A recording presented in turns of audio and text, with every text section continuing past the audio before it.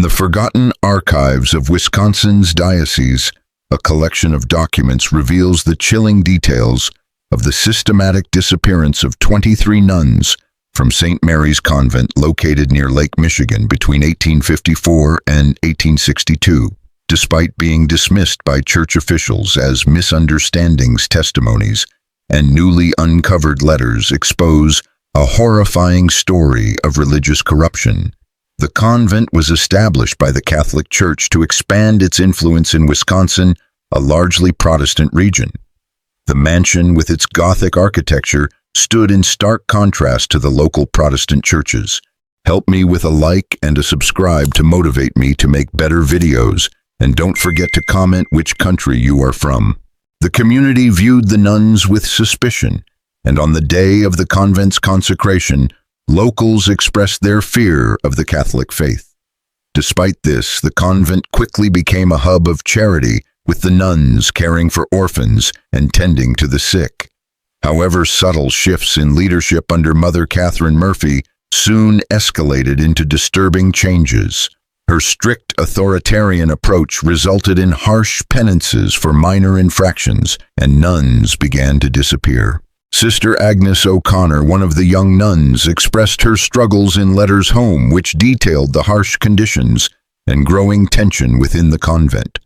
As nuns began to vanish, their disappearances were explained away as transfers or special missions, but rumors began to spread.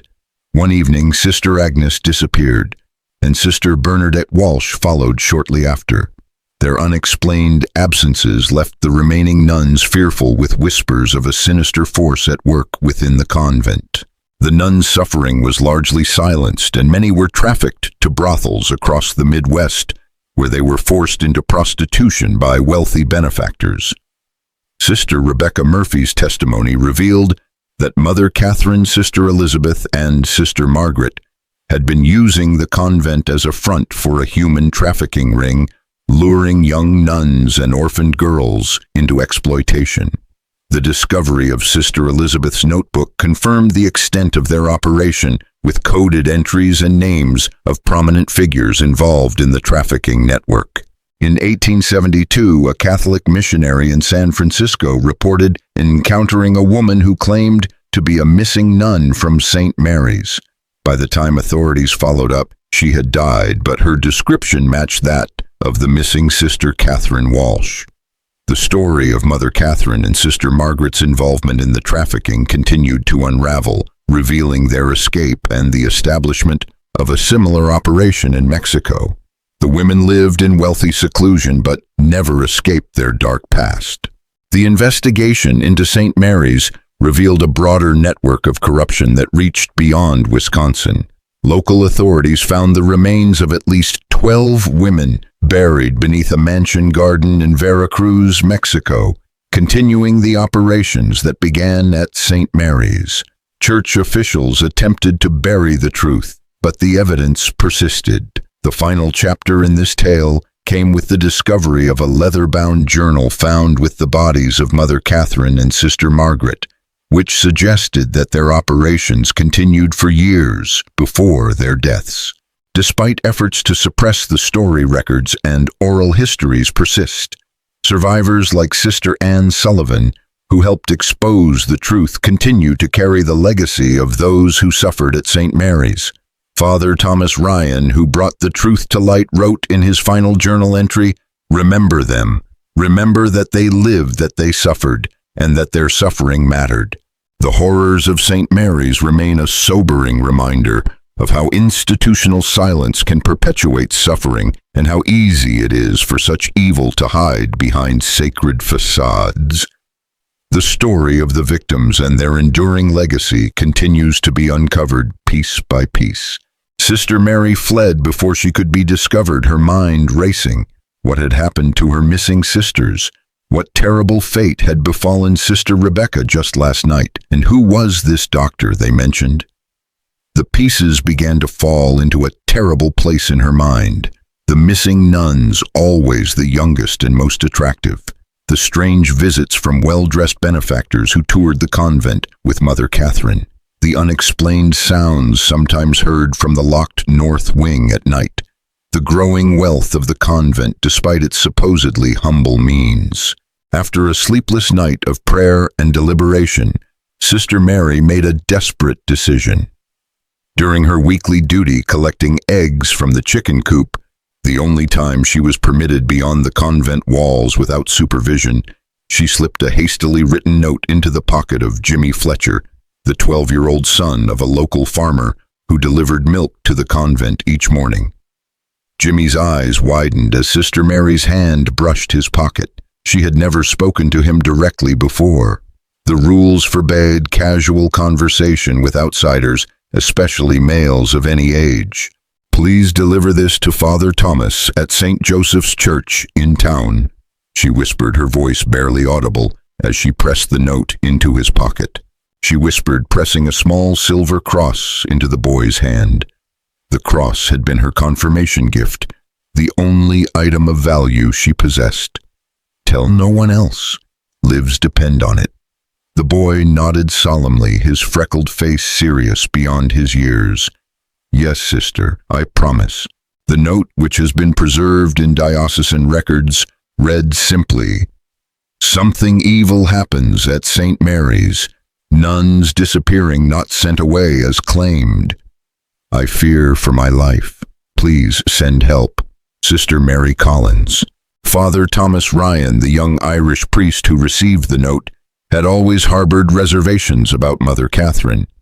During his monthly visits to offer Mass at the convent, he had noticed the dwindling number of nuns and found Mother Catherine's explanations vague and inconsistent.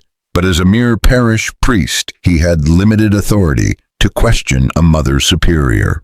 Father Ryan paced his small study, the worn floorboards creaking beneath his feet, as he read and reread Sister Mary's desperate message. The silver cross lay heavy in his palm. He recognized it as the type given to young women at confirmation, not something a nun would part with lightly. The urgency of the message, combined with his own growing concerns, demanded action. But what action could he take against a Mother Superior, especially one as well-connected as Catherine Murphy?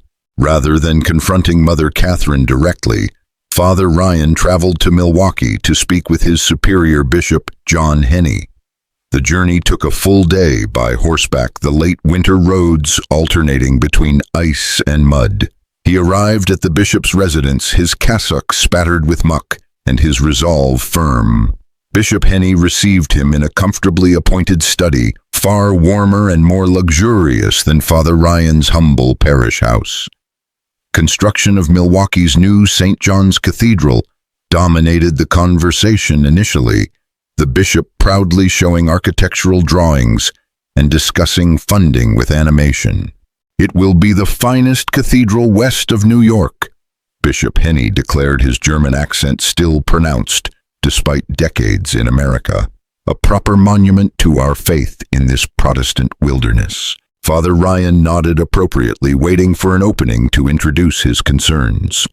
When the bishop finally asked about his parish, the young priest carefully laid out his observations, the dwindling number of nuns at St. Mary's, the inconsistent explanations, and finally the desperate note from Sister Mary. The bishop's expression changed as Father Ryan spoke, his initial warmth giving way to careful neutrality. "These are serious accusations, Father," he said, setting aside the silver cross without examining it closely. "Mother Catherine has explained each transfer to my satisfaction. But Your Excellency, 8 nuns have disappeared. In less than 3 years," Father Ryan pressed. "No documentation has been provided for these transfers. No one has received consistent correspondence from these women after they supposedly left. The frontier missions require educated women," the bishop replied with finality, rising from his chair to indicate the meeting was concluding. "I'll not have you spreading rumors that could damage the Church's reputation in this Protestant region. Mother Catherine has been most generous in supporting our cathedral building fund. Her spiritual leadership is beyond reproach." As the bishop ushered him out, he added with a note of warning, "Focus on your parish duties, Father Ryan. Leave the administration of convents to those appointed by God for that purpose. Father Ryan left the bishop's office discouraged but not deterred. If the proper channels would not address his concerns, he would need to find another way to investigate the mysterious disappearances at St. Mary's. The opportunity came in March 1858, when Bishop Henny assigned Father Ryan to collect the annual financial reports from parishes and religious institutions throughout the diocese. This official capacity gave him legitimate reason to examine St. Mary's records and perhaps find evidence of what had happened to the missing nuns. The March winds cut through Father Ryan's heavy coat as his horse-drawn buggy approached St. Mary's. The convent looked different somehow. The gardens were more neglected, the windows darker, despite the mild spring weather that should have brought the nuns outdoors for their work. The bell tower, which had once rung clearly for each divine office, now sounded less frequently, its tone somehow muted. He was met at the door by Sister Elizabeth, whose customary smile seemed strained. Dark circles beneath her eyes suggested sleepless nights, and her typically neat habit showed small signs of neglect. A missing pin, a slight stain on the white collar. "Father Ryan, we weren't expecting you today," she said, her surprise poorly concealed.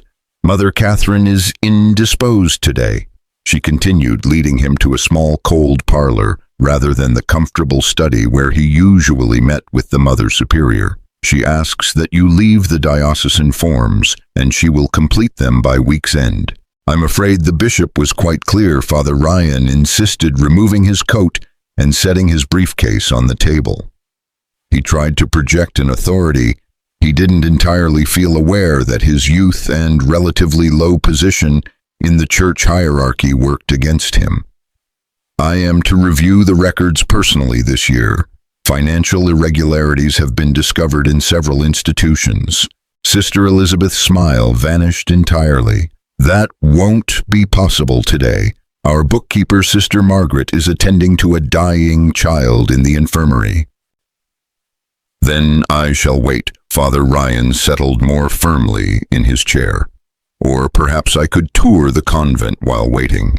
It has been some time since I've seen the improvements to the orphanage I've heard so much about." The look that flashed across Sister Elizabeth's face was fear, anger vanished quickly. "As you wish, Father, though I must ask you to avoid the North Wing. We have several cases of influenza there and would not want you exposed." The North Wing, where Father Ryan had never been permitted to enter, ostensibly because it contained the nuns' private quarters. His suspicion deepened.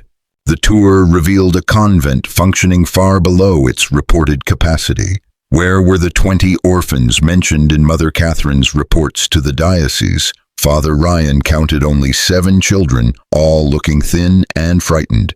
When he attempted to speak with a small girl sweeping the dormitory floor, Sister Elizabeth quickly intervened, sending the child away on an errand. The infirmary, supposedly caring for dozens of local residents, contained only 3 elderly patients, none showing signs of the reported influenza. Sister Margaret was nowhere to be seen despite her supposed attendance on a dying child. Most disturbing of all was the clear reduction in nuns. Father Ryan had offered Mass at St. Mary's just 3 months earlier and recalled at least 15 nuns in attendance. Today he counted only 8, including Sister Elizabeth. When he inquired about specific nuns, Sister Rebecca, Sister Josephine, Sister Claire, he received the same vague responses about transfers and special missions. And when he asked casually about Sister Mary Collins, he was told Sister Mary has been assigned to our mission in St. Louis. She left just last week. Her experience with the orphans made her particularly suited to the work there. Father Ryan nodded, hiding his alarm. The author of the desperate note was now among the disappeared. His suspicions fully aroused, he requested to see the convent's chapel before departing. The chapel, once immaculate, showed subtle signs of neglect.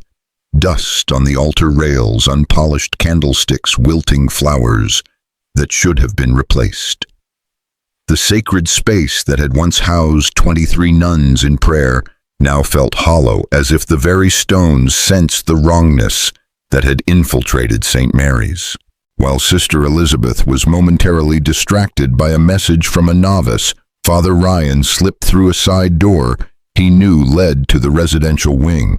The corridor was eerily silent for mid-afternoon. Many of the cells stood empty, personal items gone, as if their occupants had indeed departed. As he turned to leave, a barely audible sound caught his attention, something between a whimper and a moan coming from behind a heavy wooden door at the end of the corridor. The door, unlike the others, had a substantial iron lock. Father Ryan approached cautiously, listening intently. The sound came again, definitely human, definitely distressed. "Is someone there?" he whispered through the keyhole. "Do you need help?" A moment of silence, then a hoarse female voice. "Father, Father, is that you? Please help us, please." Before he could respond, the unmistakable voice of Mother Catherine rang out behind him. "Father Ryan, this area is strictly cloistered. Your presence here is most inappropriate." He turned to find Mother Catherine flanked by Sister Margaret and a large man he didn't recognize, dressed in rough clothing like a laborer, his arms thick as tree trunks and a face set in a threatening scowl. "Forgive me, Mother," Father Ryan managed, struggling to keep his voice steady. "I became turned around after visiting the chapel." Mother Catherine's pale eyes assessed him coldly. She had lost weight since he'd last seen her, her habit hanging loosely on her frame, but her authority seemed only to have intensified. "This wing houses sisters under special spiritual direction," she said, her voice icy. "Their seclusion is essential to their devotional practice." "I heard someone calling for help," Father Ryan countered, gathering his courage. "You heard Sister Anne in the midst of her spiritual exercises," Sister Margaret interjected smoothly. "Some of our more dedicated sisters practice mortification of the flesh. Their cries can be misinterpreted by those unfamiliar with advanced devotional practices." "Mr. Callahan will show you out, Mother." Catherine nodded to the burly man. "We will send the financial reports to Milwaukee by week's end."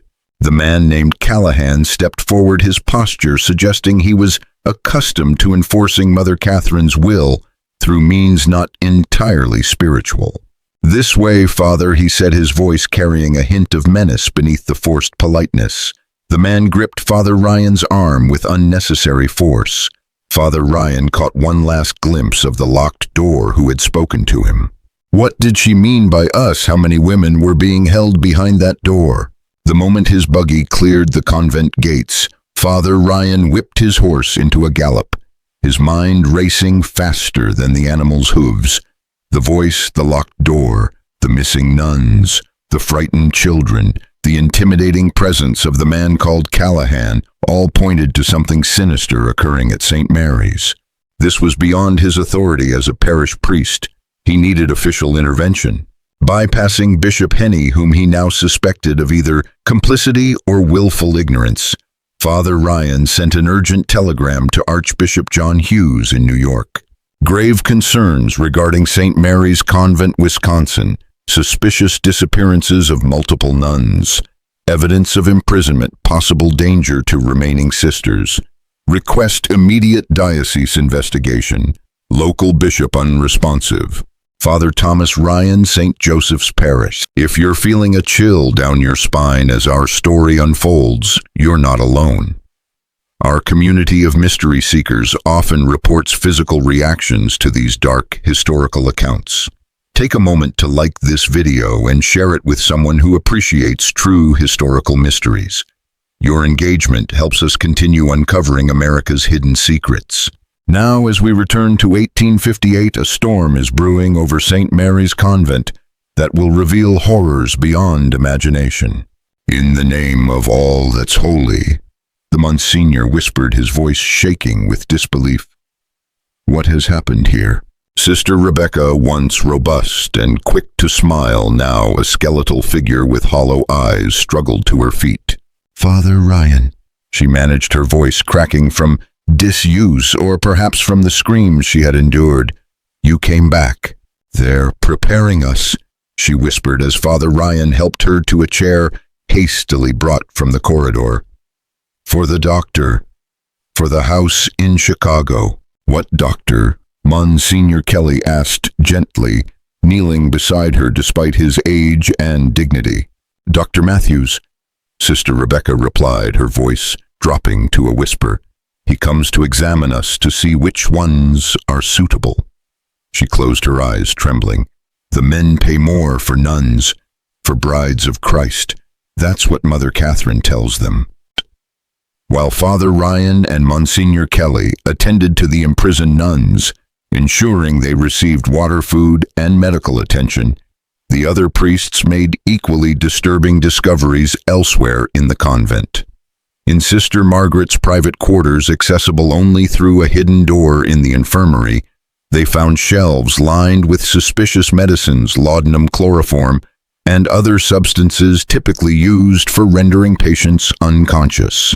A leather-bound journal detailed treatments administered to various nuns, with clinical notes about their responses and suitability for transportation. Simultaneously, the priests examining the financial records discovered alarming discrepancies.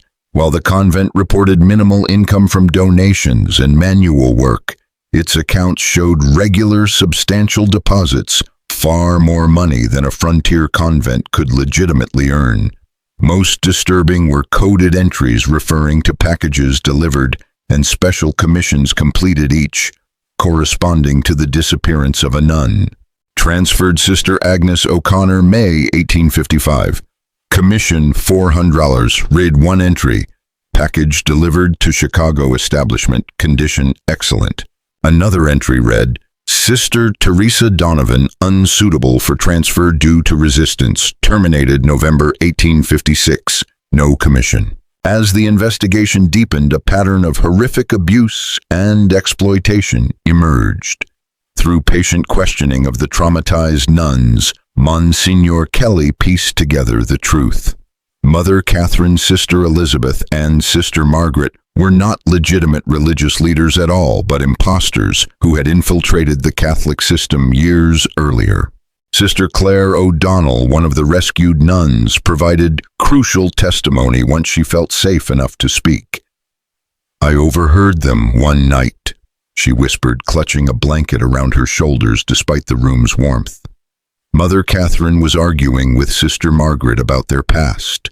She called her Catherine, said they'd come too far to risk exposure now that they'd changed identities before and could do it again if necessary.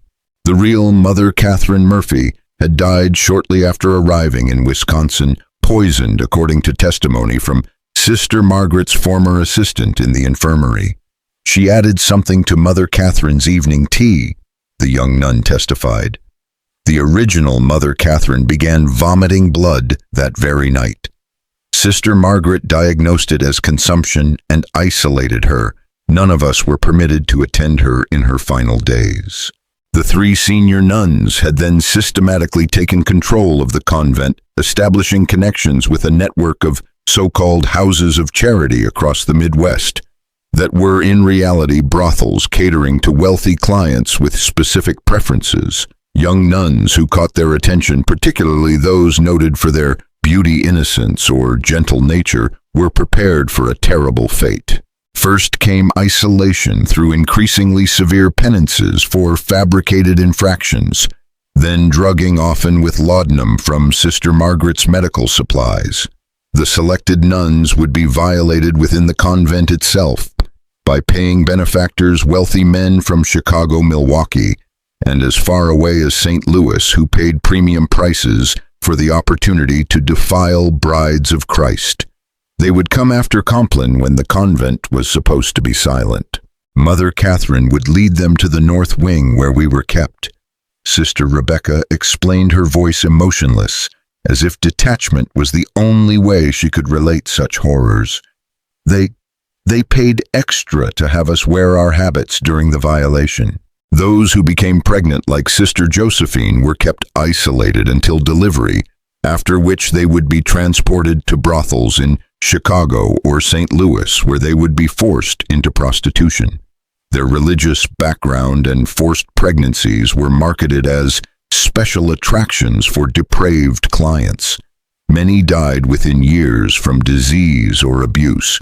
Sister Margaret examined us regularly, Sister Rebecca continued. She kept records of our monthly cycles. If we missed our bleeding, she would laugh and tell Mother Catherine we'd be especially valuable now. The men paid more for those carrying children. The orphanage served as both cover and an additional source of victims. Older girls approaching puberty would suddenly be adopted by generous benefactors, in reality sold to the same network of brothels.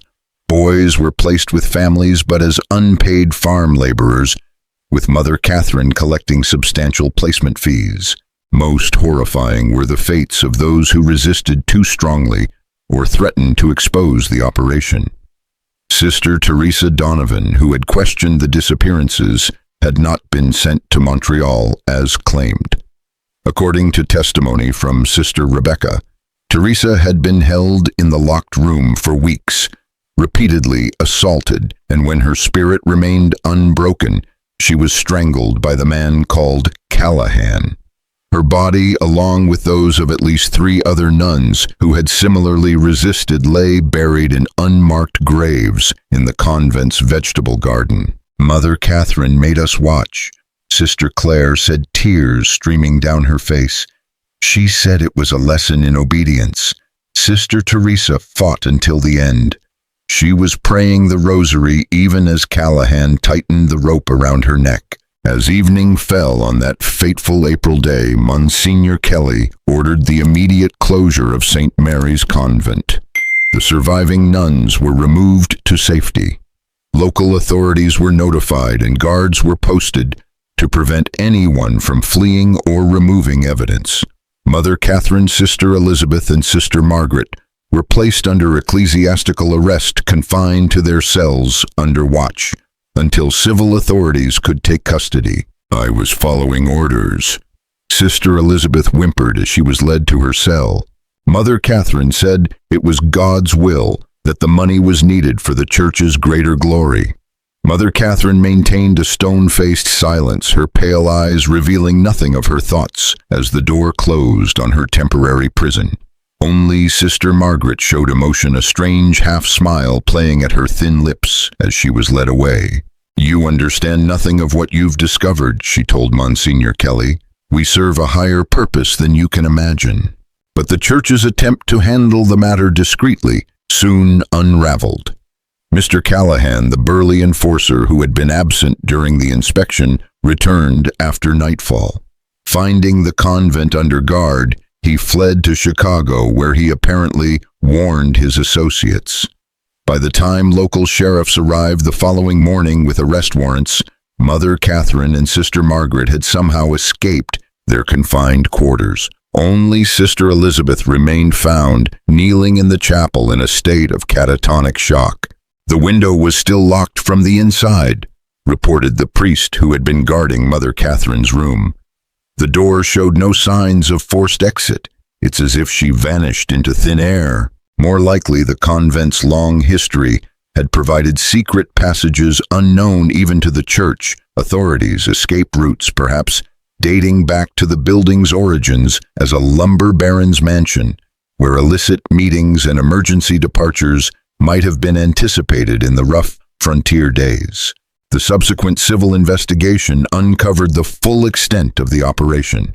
Financial records seized from Mother Catherine's hidden safe revealed transactions totaling over $100,000, equivalent to roughly $3 million today over 8 years. Coded ledgers identified 23 nuns and 17 orphaned girls who had been trafficked to brothels across the Midwest. Correspondence with business partners in Chicago, St. Louis, and even New Orleans detailed the specialized services offered and the premium prices commanded. A genuine sister of charity, untouched before our establishment, minimum $300, read one letter to a Chicago brothel owner. Special requests, habit, religious implements, additional $50 per session. Pregnant sisters command $500 for exclusive patrons. Most damning was a small leather notebook found sewn into Sister Elizabeth's mattress. The notebook contained dates, names, and horrific details of the fates of each disappeared nun. Some entries were clinically detached. Sister Agnes delivered to Chicago Operation September 1855, valued at $400.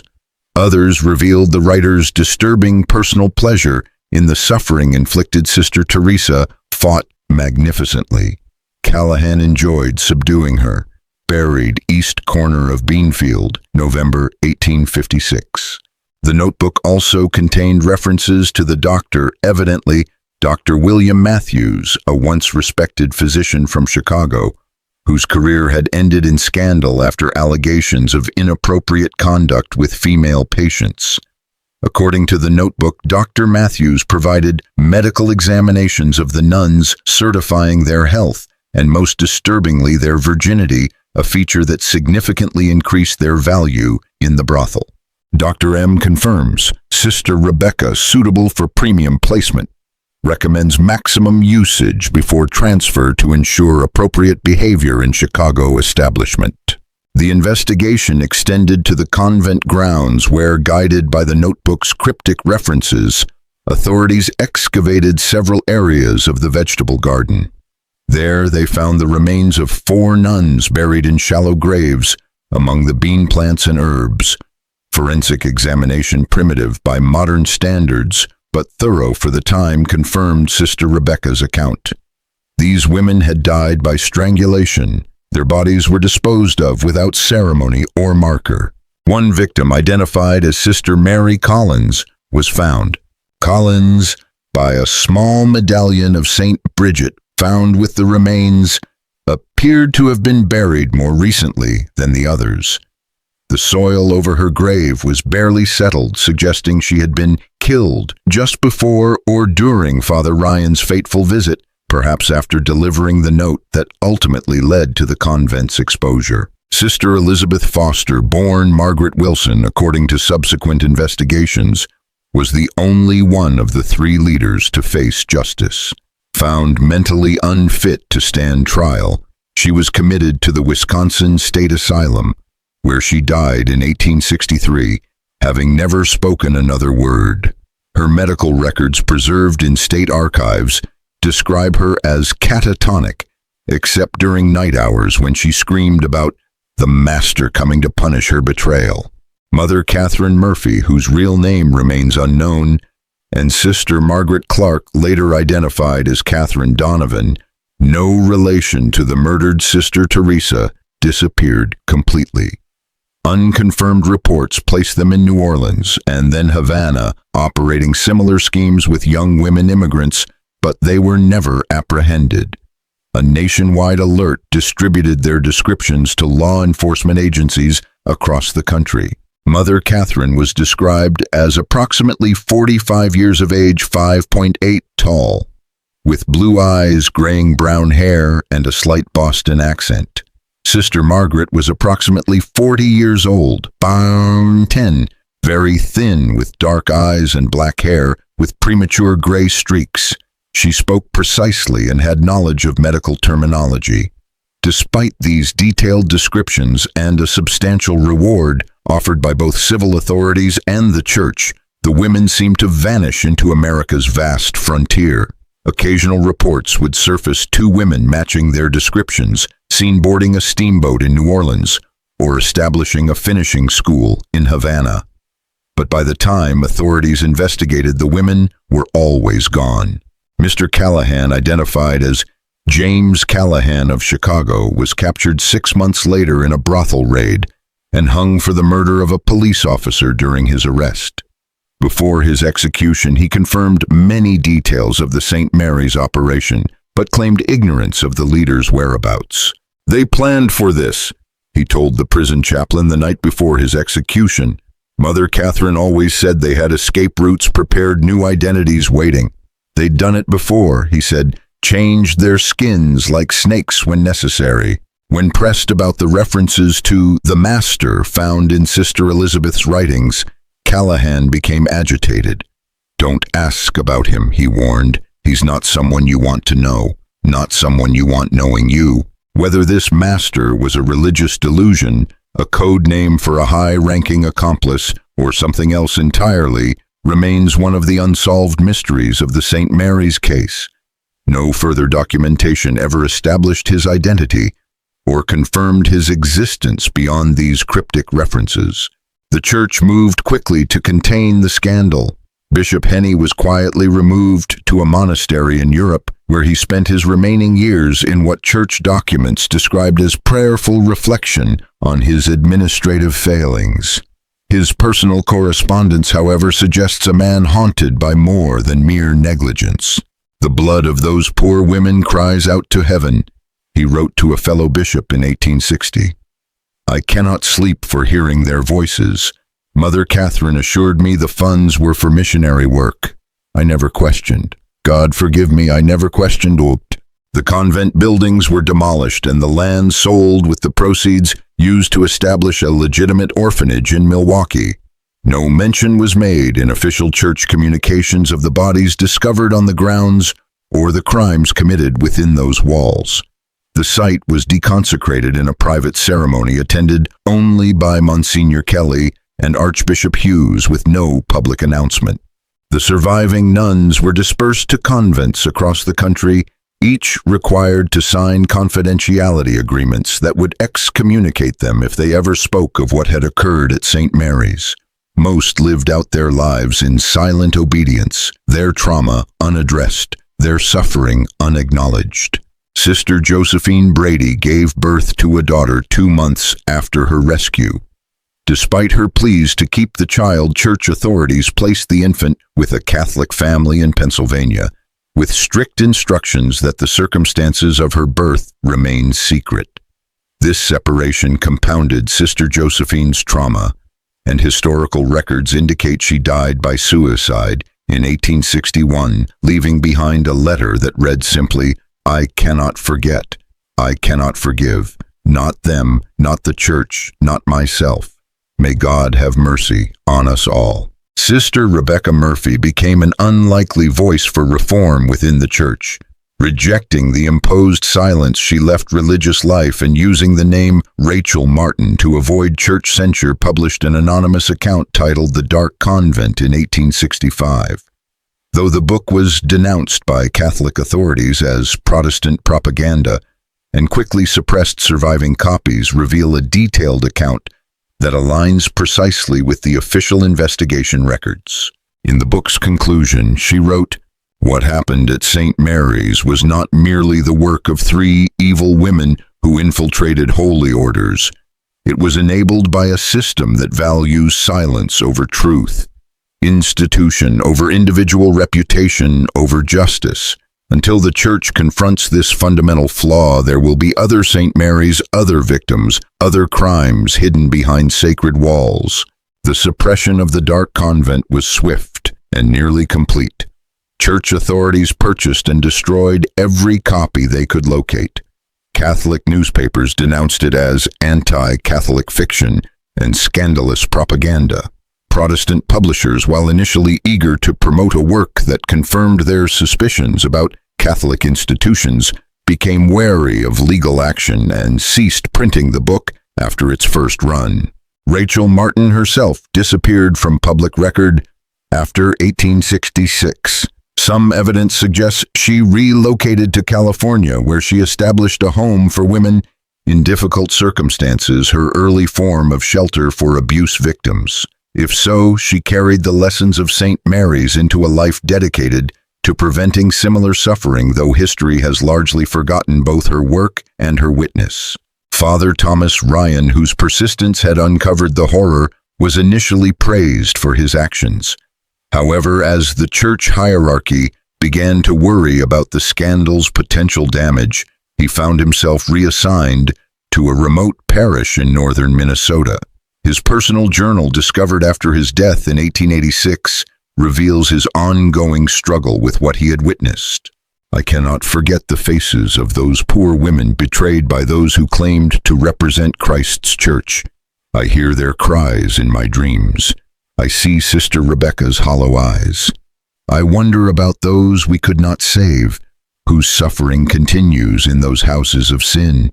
Has God forgiven us for failing them Has he forgiven the Church for silencing the truth? The final entry in his journal, dated January 1886, just days before his death, reads, 28 years since St. Mary's, and still the Church keeps silent.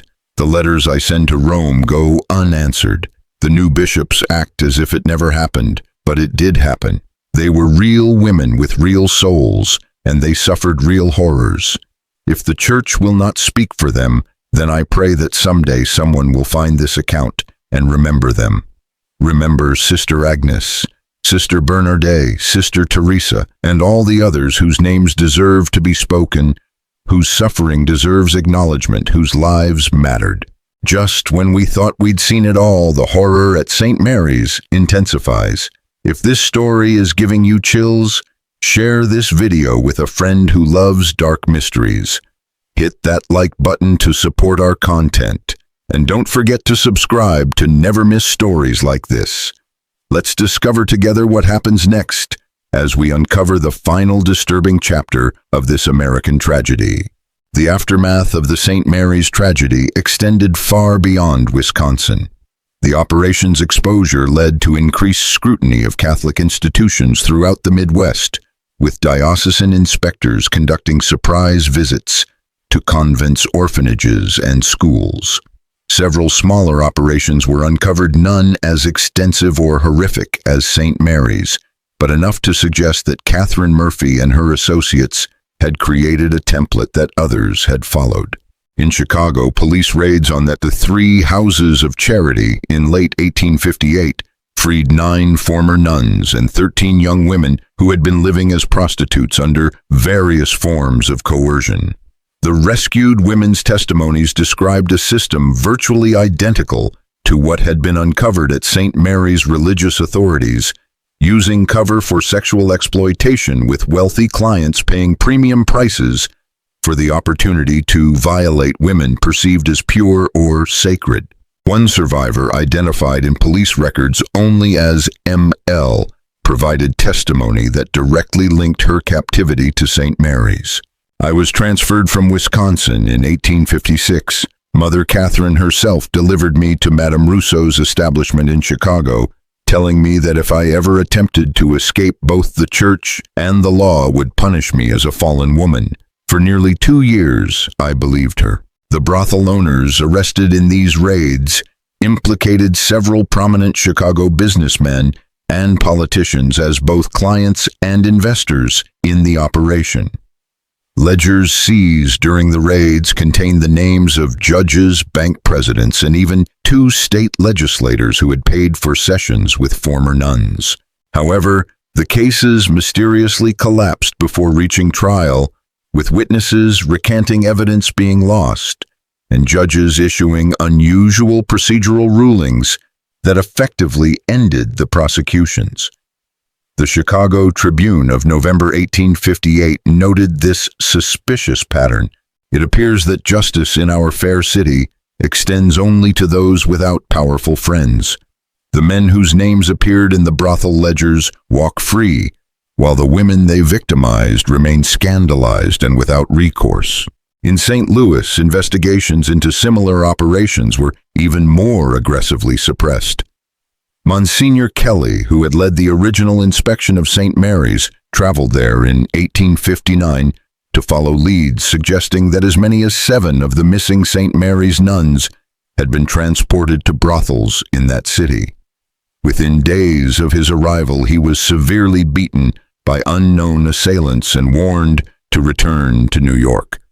Though he survived the attack, Archbishop Hughes recalled him immediately ending that line of investigation. Monsignor Kelly's private correspondence with Archbishop Hughes, unsealed in the New York Diocesan Archives in 1950, reveals his frustration. I believe we have uncovered merely the visible portion of a much larger evil. The tentacles of this operation extend into the highest levels of society and perhaps even the Church itself. I fear that powerful forces have determined that this matter shall proceed no further. The most profound consequences fell upon the survivors. The 12 nuns rescued from St. Mary's faced challenges that the church was ill-equipped to address. Those who had not been physically abused still bore psychological scars from years of living in fear, witnessing the disappearance of their sisters, and in some cases being forced to participate in the abuse of others under threat of punishment. Sister Claire O'Donnell, who had been forced to help restrain Sister Teresa during her murder, developed what modern psychiatry would recognize as severe post-traumatic stress disorder. Transferred to a convent in Philadelphia, she was repeatedly disciplined for screaming during the night and speaking inappropriately about her experiences at St. Mary's. Church records indicate she eventually abandoned religious life and was briefly institutionalized before disappearing from historical record entirely. The 5 women rescued from the locked room, Sisters Rebecca Murphy, Josephine Brady, Claire O'Donnell, Maria Fitzpatrick, and Anne Sullivan, had experienced the worst of the abuse.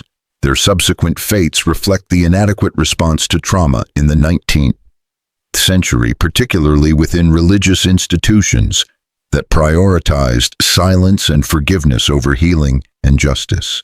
Sister Josephine's tragic end has already been noted, her suicide following the forced separation from her child. Sister Maria Fitzpatrick remained within the church, but was described by her superiors as unstable and prone to hysterical episodes. She spent her remaining years in a contemplative order that required minimal interaction with others, dying in 1870 of what was recorded as nervous exhaustion. Sister Anne Sullivan, however, channeled her trauma into advocacy. Working within the constraints of her vows and the church's desire for silence, she quietly established informal support networks for nuns who had suffered abuse. Her correspondence, discovered in the archives of her Boston convent after her death in 1899, reveals a woman determined to prevent future St. Mary's while maintaining her faith in the church's ultimate goodness despite its human failings. We must distinguish between the divine institution and its flawed human stewards, she wrote to a fellow survivor in 1875. What happened to us was not God's will, but human evil cloaking itself in sacred garments. Our task now is to ensure that the garments cannot so easily be stolen again. The most haunting questions surrounding the St. Mary's case involve the total number of victims. The official church investigation acknowledged 23 nuns and 17 orphaned girls who were confirmed as trafficked or murdered.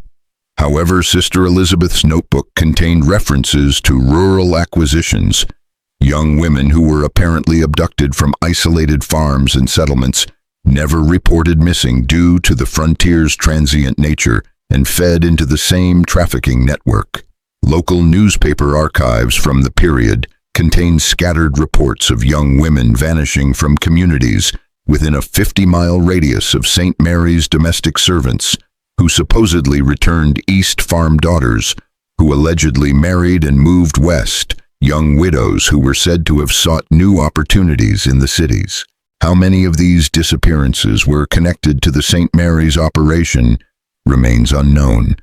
An entry in Sister Elizabeth's notebook dated October 1857 suggests the scope: rural acquisitions this year, 14. Superior quality, primarily Scandinavian. Special commission from New Orleans fulfilled. Equally disturbing is the fate of the disappeared nuns who were never accounted for. Of the 23 who vanished from St. Mary's between 1854 and 1858, only 9 were definitively located, 4 confirmed murdered and buried on the grounds, 5 rescued from brothels in subsequent raids. What became of the other 14 women? Records suggest they were sold to more distant operations in New Orleans, San Francisco, and possibly even overseas. Despite periodic efforts by individual church investigators, their ultimate fates remain unknown. A partial answer came in 1872, when a Catholic missionary in San Francisco reported encountering a woman in a waterfront brothel who claimed to have once been Sister Catherine Walsh of St. Mary's Convent in Wisconsin. By the time church authorities followed up on this report, The woman had died of typhoid fever, her body buried in an unmarked pauper's grave. Whether she was indeed one of the missing nuns cannot be confirmed, but the missionary's detailed description of her account aligns precisely with the known facts of the St. Mary's case. The most enduring mystery surrounds Mother Catherine Murphy and Sister Margaret Clark, the architects of the entire operation. How had they originally infiltrated legitimate religious orders? Historical research suggests that Catherine Donovan, the real identity of Sister Margaret, had briefly entered a convent in Ireland before being expelled for unspecified moral failings. She apparently traveled to America in the 1840s, where she likely met her future accomplice. Together they developed a scheme to use the rapid expansion of Catholic institutions in frontier America as cover for their criminal enterprise. Their disappearance after the exposure of St. Mary's led to one of the most extensive manhunts of the pre-Civil War era, though conducted with remarkable discretion due to the Church's desire to minimize publicity. Reported sightings placed them in New Orleans, Havana, and later Mexico City, always associated with religious or charitable institutions that catered to wealthy patrons. The last credible report from a former Chicago police detective hired by the New York Diocese to track them placed both women in Veracruz, Mexico in 1863, operating a finishing school for young ladies that the detective described as bearing all the hallmarks of their previous enterprise. The detective's report, preserved in the New York Diocesan Archives, concludes ominously, "I believe the women known as Murphy and Clark have established a new operation with the protection of wealthy Mexican patrons. However, I was warned in the most violent terms to abandon my investigation. 2 local officials who had agreed to assist me were found dead the morning of our planned inspection of the school. I can only conclude that these women enjoy protection at the highest levels of society."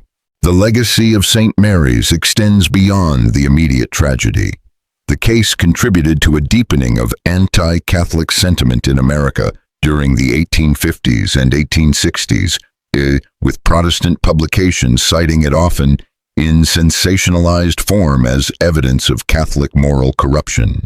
This in turn led to Catholic communities becoming more insular and defensive, reinforcing the very culture of secrecy that had enabled the abuse. More significantly, the St. Mary's case established a pattern of institutional response to abuse that would be repeated for generations. Initial investigation, limited accountability, focused primarily on direct perpetrators. Protection of higher authorities who enabled the crime through negligence or complicity. Relocation of survivors to ensure their silence, and ultimately, a return to institutional normalcy with minimal structural reform.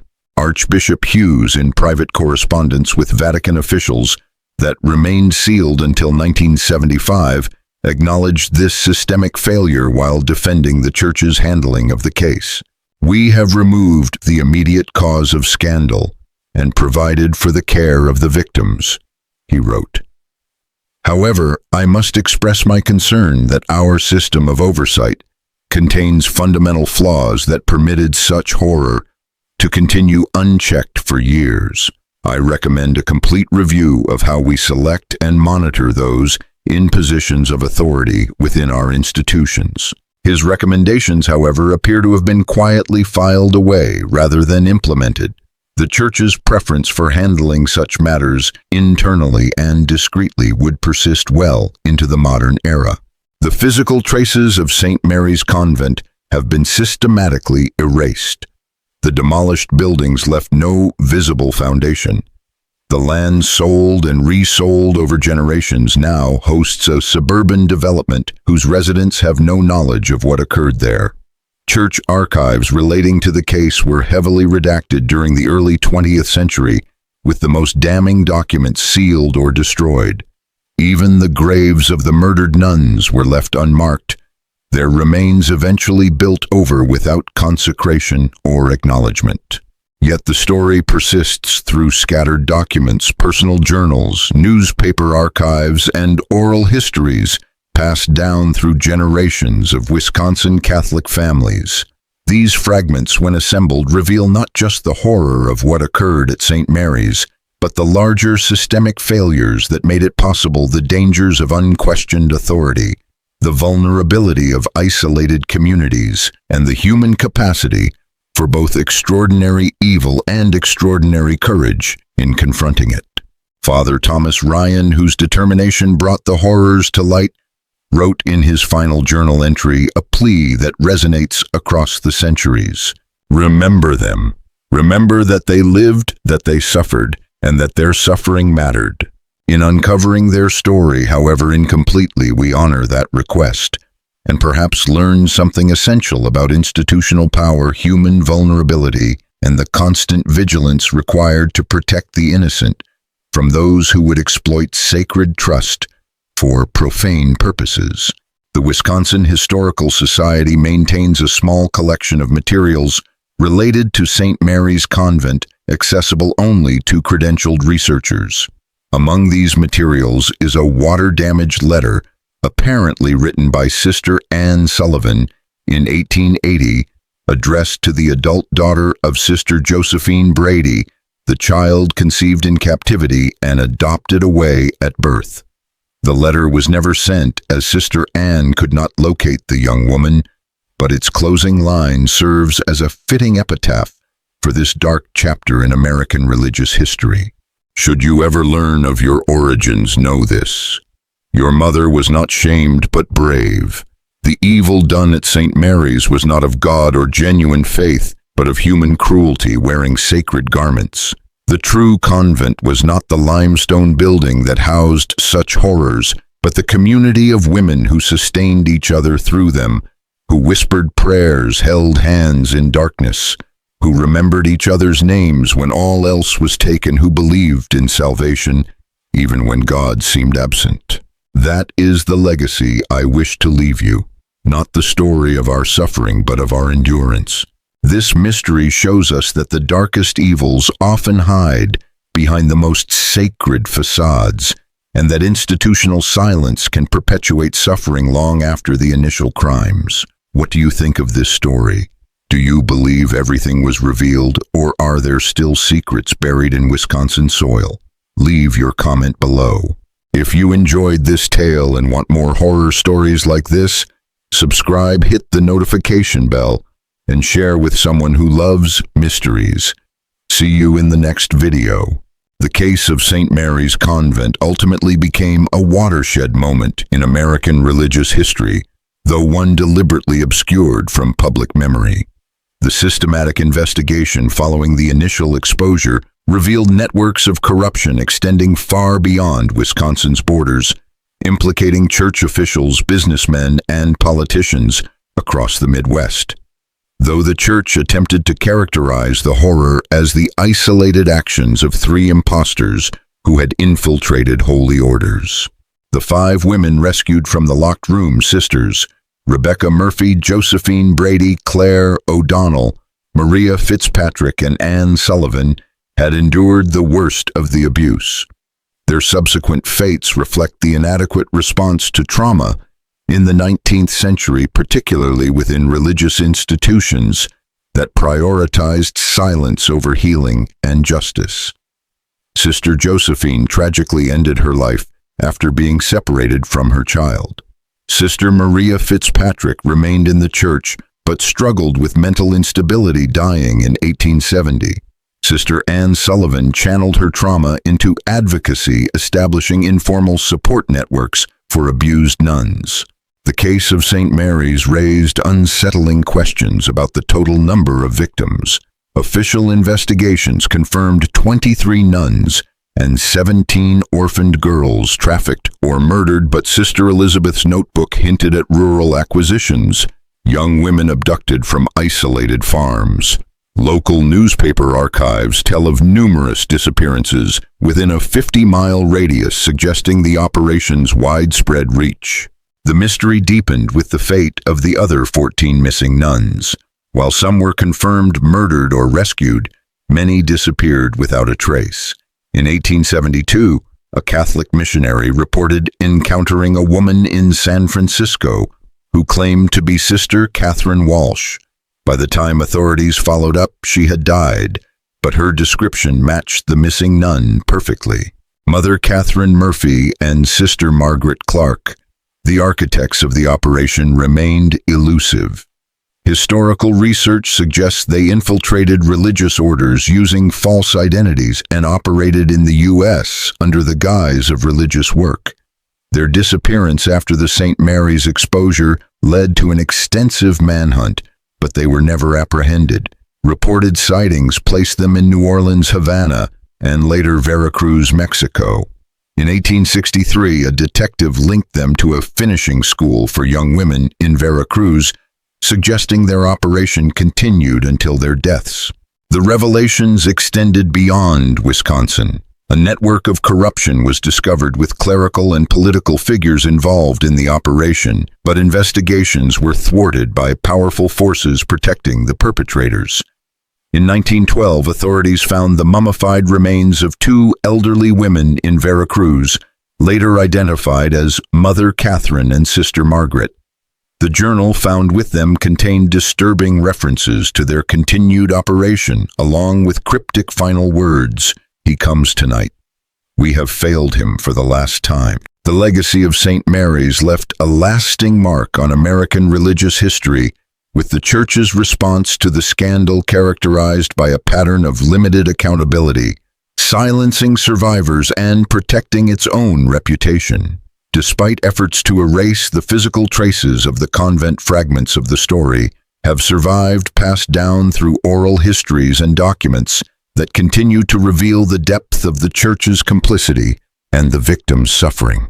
Father Thomas Ryan, who brought the truth to light, wrote in his final journal entry, "Remember them. Remember that they lived, that they suffered, and that their suffering mattered." The true horror of St. Mary's lies not only in what occurred behind its walls, but in how easily history sought to erase it.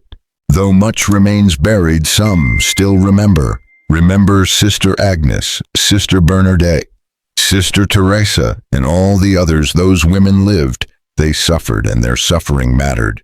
Thank you everyone for watching the video. Remember to like and subscribe to the channel to watch the next interesting videos.